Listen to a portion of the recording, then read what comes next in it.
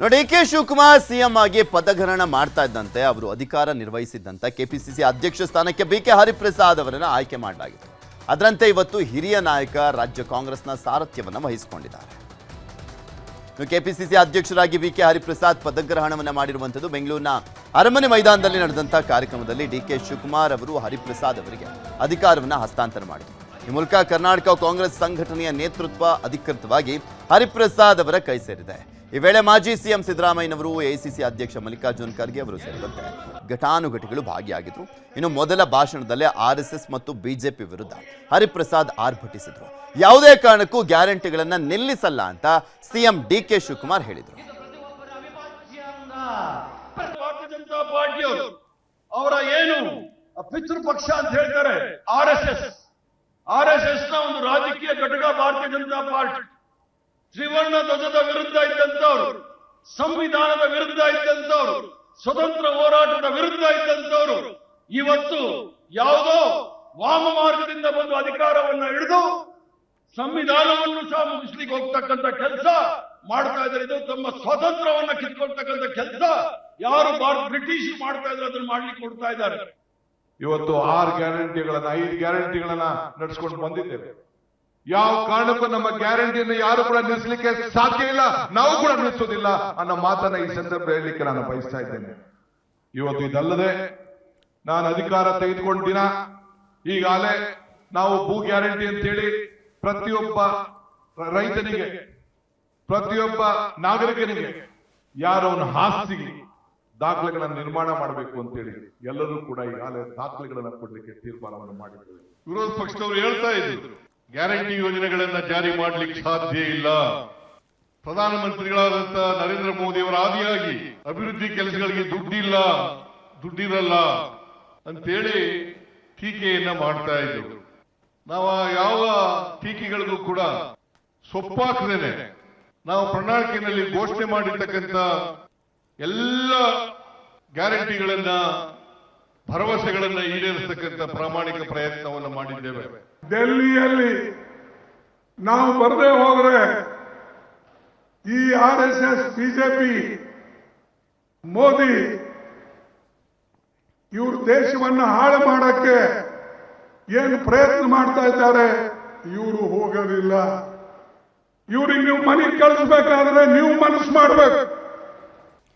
ಪ್ರಶ್ನೆ ಪತ್ರಿಕೆ ಲೀಕ್ ಆಗಿ ಇಡೀ ದೇಶದಾದ್ಯಂತ ಭಾರಿ ಆಕ್ರೋಶಕ್ಕೆ ಗುರಿಯಾಗಿತ್ತು. ಕೇಂದ್ರ ಸರ್ಕಾರ ನೀಟ್ ಮರುಪರೀಕ್ಷೆ ನಡೆಸುವುದರಲ್ಲಿ ಕೊನೆಗೂ ಸಕ್ಸಸ್ ಆಗಿದೆ.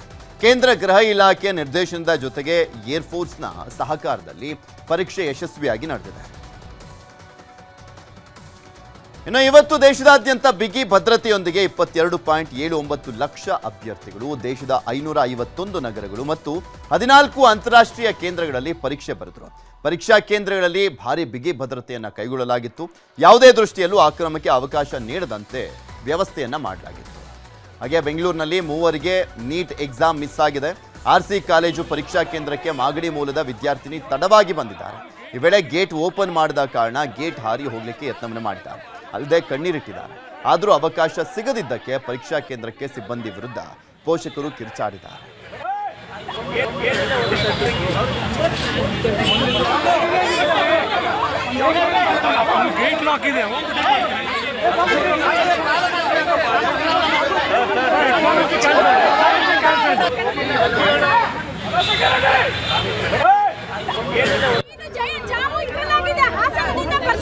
ಸೋಲೂರಿನಿಂದ ಬಂದ ಟ್ರೈನ್ ಜಾಮ್ ಆಗಿದೆ. ಎಲ್ಲಿಂದ ಬರ್ತಾರೆ? ಸೋಲೂರು ಬಳಿಯಲ್ಲಿ ಟ್ರೈನ್ ಕೆಟ್ಟು ನಿಂತಿದೆ. ಮಕ್ಕಳು ಎಕ್ಸಾಮಿಗೆ ಬರಬೇಕಾಗಿರೋ ನೆಲಮಂಗಲ ಹೆಂಗ್ ಬರ್ತಾರೆ? ಅವರ ಸಾರಿಗೆ ವ್ಯವಸ್ಥೆನ ಸರಿ ಮಾಡೋಕ್ಕಾಗಿಲ್ಲ. ಫೈನ್ ಲೇಟಾದ್ರೆ ಮಕ್ಕಳಿಗೆ ಶಿಕ್ಷೆ ಕೊಡ್ತೀರಾ? ಒಂದು ತಿಂಗಳು ಮುಂಚೆ ಟೈಮ್ ಕೊಟ್ಟಿದಾರಲ್ಲ, ನೀಟ್ ಎಕ್ಸಾಮ್ನ ಪರ್ಮಿಷನ್ ಕೊಡ್ತಾರೆ. ಮಲ್ಲೇಶ್ವರಂನ ಪರೀಕ್ಷಾ ಕೇಂದ್ರದಲ್ಲಿ ವಾರದ ವಿಚಾರಕ್ಕೆ ವಾಗ್ವಾದ ನಡೆದಿರುವಂಥದ್ದು. ಕೈಗೆ ಧರಿಸಿದ್ದಂಥ ಕಪ್ಪು ದಾರ ಬಿಚ್ಚಲಿಕ್ಕೆ ಸೂಚಿಸಿದಂಥ ಸಿಬ್ಬಂದಿ ವಿರುದ್ಧ ಪೋಷಕರು ಆಕ್ರೋಶವನ್ನು ವ್ಯಕ್ತಪಡಿಸಿದ್ದಾರೆ. ಬೆಲ್ಟ್ ಹಾಕಿ ಬಂದಂಥ ವಿದ್ಯಾರ್ಥಿಯನ್ನ ಸಿಬ್ಬಂದಿ ವಾಪಸ್ ಕಳಿಸಿದ್ರು. ಮತ್ತೊಂದು ಕಡೆ ಜ್ಯುವೆಲರಿ ಧರಿಸಿ ಬಂದಂಥ ವಿದ್ಯಾರ್ಥಿನಿಯನ್ನ ಕೂಡ ವಾಪಸ್ ಕಳಿಸಲಾಯಿತು.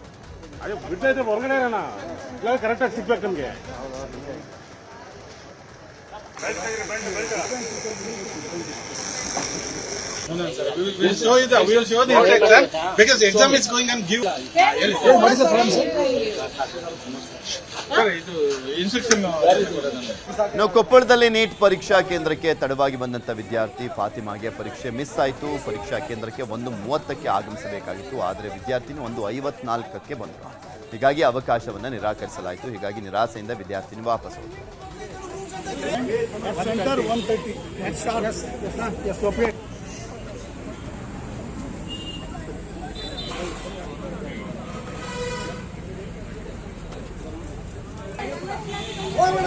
ಇನ್ನು ತೆಲಂಗಾಣದ ಜಗಿತಾಳ್ನಲ್ಲಿ ಕಾಲೇಜು ಗೇಟ್ ಕ್ಲೋಸ್ ಆದ ಬಳಿಕ ವಿದ್ಯಾರ್ಥಿನಿ ಪರೀಕ್ಷಾ ಕೇಂದ್ರಕ್ಕೆ ಬಂದಿದ್ರು. ಈ ವೇಳೆ ತಾಯಿಯೊಬ್ಬಳು ಕಾಲೇಜು ಸಿಬ್ಬಂದಿ ಕಾಲಿಗೆ ಬಿದ್ದ ದೃಶ್ಯ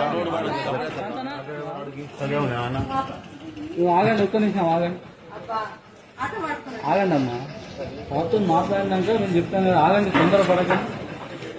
అక్కడనే ఆగండి. ఇది ఏంటది?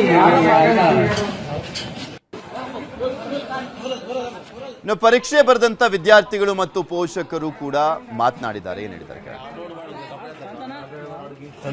ಲಾಸ್ಟ್ ಟೈಮ್ ತುಂಬ ಚೆನ್ನಾಗಿ ಬರ್ದಿದ್ದೆ ಅಂದ್ಲು, ಹೇಗಾಗುತ್ತೋ ಅಂತ ಭಯ ಪಡ್ತಿದ್ವಿ. ಖುಷಿಯಾಗಿದ್ದಾಳೆ ಸರ್. ಅವಳಿಗೇನು ಯಾವುದು ಕಷ್ಟ ಅನ್ಸೋದೆಲ್ಲ ಚೆನ್ನಾಗಿ ನಮ್ಗೆ ಈಸಿನೇ ಅಂತಾಳೆ. ಯಾವ ಥರ ಬರೀದಾಳೆ ಗೊತ್ತಿಲ್ಲ. ಮೋಸ್ಟ್ಲಿ ಅದೇ physics 3, chemistry and biology tough ಇದೆ ಅಂತೇಳಿದೆ. ಆಲ್ಮೋಸ್ಟ್ ಆಲ್ 2 ಟಫ್ ಇದೆ ಅಂತಿದ್ದಾರೆ. ಮೋಸ್ಟ್ಲಿ ರೀನೀಟ್ ಅಂತೇಳಿ ಇವ್ರಿಗೆ ಟಫ್ ಮಾಡಿದ್ರೆ ಏನೋ ಗೊತ್ತಿಲ್ಲ, ನೋಡಬೇಕು. ಕಟ್ ಆಫ್ ಏನು ಬರುತ್ತೆ ಅದ್ರ ಮೇಲೆ ಡಿಪೆಂಡ್ ಆಗುತ್ತೆ. ಈಸಿ ಇತ್ತು ಫಸ್ಟ್ ಎಕ್ಸಾಮ್ ಅಲ್ಲಿ, ಫಿಸಿಕ್ಸ್ ಈಸಿ ಇತ್ತು, ಬಟ್ ಇಲ್ಲಿ ಬಯೋ ಈಸಿ ಇತ್ತು. ಬಯೋ ಈಸಿ ಇತ್ತು ಈ ಪೇಪರ್. ಟಫ್ ಆಗಿತ್ತು ಈ ಸತಿ ಪೇಪರ್ ಏನು ಈಸಿ ಇರಲಿಲ್ಲ.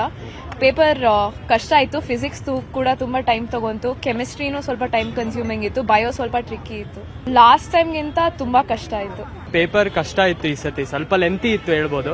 ಫಿಸಿಕ್ಸ್ ತುಂಬ ಕ್ಯಾಲ್ಕುಲೇಟಿವ್ ಇತ್ತು, ತುಂಬಾನೇ ಕ್ಯಾಲ್ಕುಲೇಟಿವ್ ಇತ್ತು. ಕೆಮಿಸ್ಟ್ರಿ ನೋಡಿದ್ರೆ ಮಾಡ್ಬೋದು, ಬಟ್ ಎಕ್ಸೆಪ್ಟ್ 5-6 ಕ್ವೆಶನ್ ಸ್ವಲ್ಪ ಕಷ್ಟ ಇತ್ತು. Biology very easy.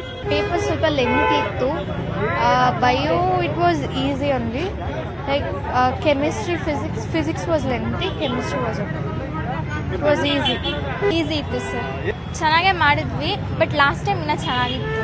So government ಒಂದು ಸ್ವಲ್ಪ ಎಕ್ಸಾಮ್ಸ್ ಎಲ್ಲ ಕಂಡಕ್ಟ್ ಮಾಡೋದನ್ನ ಸ್ಟಾಪ್ ಮಾಡಿದ್ರೆ ಚೆನ್ನಾಗಿತ್ತು. ಇವತ್ತು ಇಡೀ ವಿಶ್ವ 12ನೇ ಯೋಗ ದಿನಾಚರಣೆಗೆ ಸಾಕ್ಷಿಯಾಗಿತ್ತು. ಭಾರತ ಮಾತ್ರ ಅಲ್ಲ, ವಿಶ್ವದ ಮೂಲೆ ಮೂಲೆಗಳಲ್ಲಿ ಯೋಗ ದಿನವನ್ನ ಆಚರಣೆ ಮಾಡಲಾಯಿತು.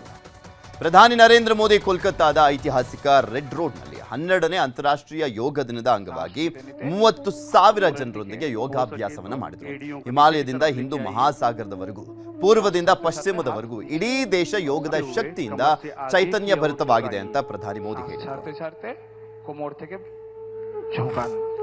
दोनों हाथों को दोनों पैरों के पंजे के पास रखने का प्रयास।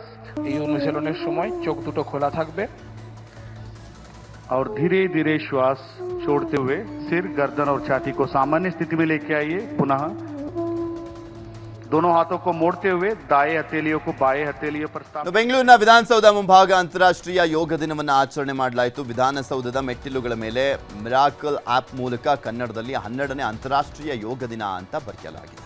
ದೇವಾಭಾಗಂ ಯಥಾ ಪೂರ್ವೇ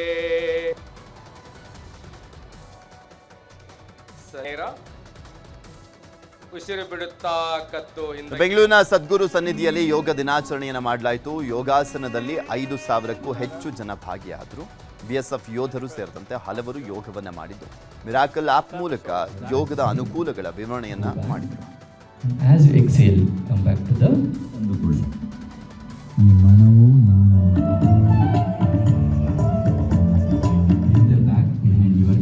ಉಸಿರನ್ನು ಹೊರಗಡೆ ಬಿಡುತ್ತಾ ಭಾರತೀಯ ನೌಕಾಪಡೆಯು ನೀರಿನ ಆಳಕ್ಕೆ ಇಳಿದು ಯೋಗ ಪ್ರದರ್ಶನವನ್ನು ಮಾಡಿದ್ದಾರೆ.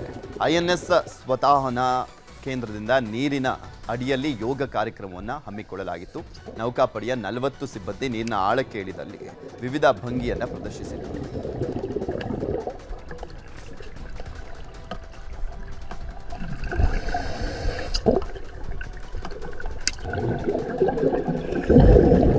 ಹನ್ನೆರಡನೇ ವರ್ಷದ ಅಂತಾರಾಷ್ಟ್ರೀಯ ಯೋಗ ದಿನದ ಪ್ರಯುಕ್ತ ಇಂಡೋ ಟಿಬೆಟಿಯನ್ ಬಾರ್ಡರ್ ಪೊಲೀಸ್ ಪಡೆ ಪ್ಯಾಂಗಾಂಗೋ ಸರೋವರದಲ್ಲಿ ತಟದಲ್ಲಿ ಯೋಗವನ್ನು ಮಾಡಿದ್ದಾರೆ.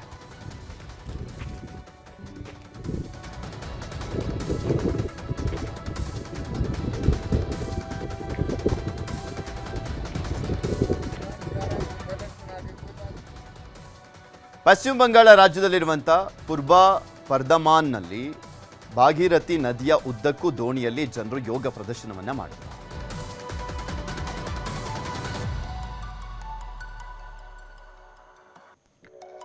ಹನ್ನೆರಡನೇ ವರ್ಷದ ಅಂತಾರಾಷ್ಟ್ರೀಯ ಯೋಗ ದಿನವನ್ನ ಪುಲ್ವಾಮಾದಲ್ಲಿ ಆಚರಿಸಲಾಯಿತು. ಆರೋಗ್ಯ, ಸ್ವಾಸ್ಥ್ಯ ಮತ್ತು ಸಾಮರಸ್ಯದ ಸಂದೇಶವನ್ನ ಸ್ವೀಕರಿಸಲಿಕ್ಕೆ ನಾಗರಿಕರು ಹೆಚ್ಚಿನ ಸಂಖ್ಯೆಯಲ್ಲಿ ಸೇರಿದರು.